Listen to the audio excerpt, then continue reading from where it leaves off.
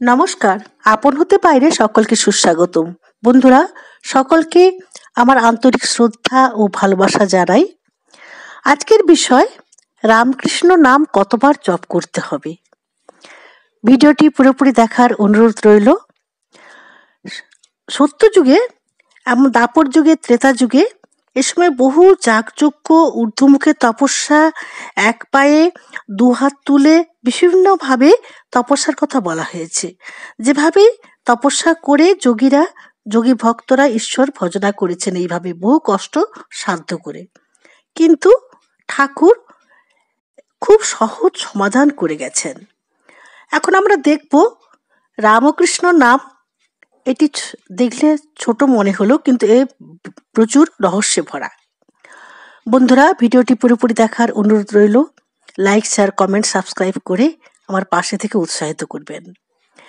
রমন্তে যোগিন হস্মিন্নেতি রাম কর্ষতি ভক্তানাং দুঃখং পাপং মনোবেতি কৃষ্ণ।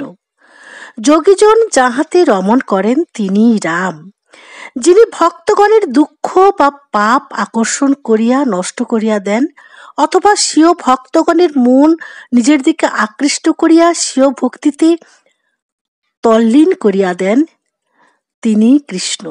শ্রীরাম ও শ্রীকৃষ্ণ ভূভার দূর করবার জন্য তত্ত্বত যুগে, অর্থাৎ দাপর যুগে এবং ত্রেতা যুগে অবতীর্ণ হয়েছিলেন। তাহাদের উভয়ই একত্র সমাবেশে ইদানিং এই রামকৃষ্ণ নাম হইয়াছে। শরীর ত্যাগের দুদিন পূর্বে শ্রীরামকৃষ্ণ স্বামীজিকে বলিয়াছিলেন, সত্য সত্য বলছি, যে রাম, যে কৃষ্ণ, সেই ইদানিং এই শরীরে রামকৃষ্ণ, তবে তোর বেদান্তের দিক দিয়ে নয়। ঠাকুর উল্লেখ করেছেন, তোর বেদান্তর দিক দিয়ে নয়, অর্থাৎ তার ঈশ্বর চৈতন্য জীব চৈতন্য নহে। অদ্বৈত মতে জীব সাধন, ভজন, সমাধি প্রভৃতির দ্বারা অজ্ঞান দূর করিয়া ব্রহ্মভাব লাভ করিয়া ব্রহ্মের সহিত অভিন্ন হইতে পারে, কিন্তু সহস্র চেষ্টা করিয়াও জীব ঈশ্বর হইতে পারে না। ঈশ্বর যিনি, তিনি চিরদিনই ঈশ্বর। তিনি মনুষ্য দেহ ধারণ করিয়া জীবের ন্যায় প্রতীয়মান হইলেও ঈশ্বরই থাকেন, কখনো জীব হয় না। তাই তো স্বামী আদিনাথানন্দ শ্রী শ্রী মায়ের স্মৃতিকথায় বলেছেন, বিদায় নেওয়ার সময় আমার সঙ্গী জিজ্ঞেস করেছিলেন, মা, মন্ত্রটি কতবার জপ করব? 1000, 10,000 নাকি আরো বেশি? শ্রীমা সস্নেহে বলেছিলেন, বাবা, তোমরা এখনো ছাত্র, অনেক পড়াশোনা করতে হবে, পরীক্ষা দিতে হবে, বেশি জপ করতে পারবে না এখন, পরে সময় সুযোগ পেলে ধীরে ধীরে বাড়াবে। ঠাকুর স্বয়ং আমাকে বলেছেন, রামকৃষ্ণ নাম 10 বার জপলেই হবে, তাই যথেষ্ট।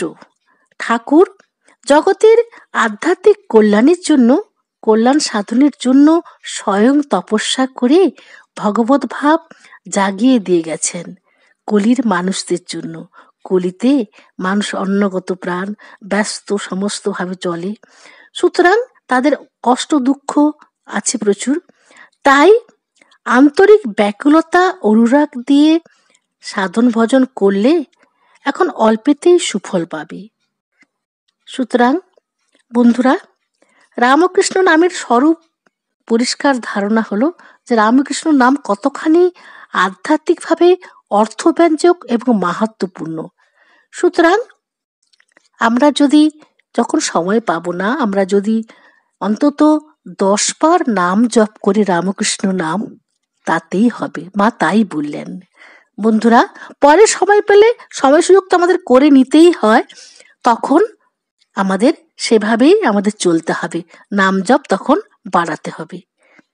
বন্ধুরা, সবাই ঠাকুরের কৃপায়, মায়ের কৃপায় ভালো থাকুন, সুন্দর থাকুন, সুস্থ থাকুন। জয় মা, জয় শ্রী ঠাকুর।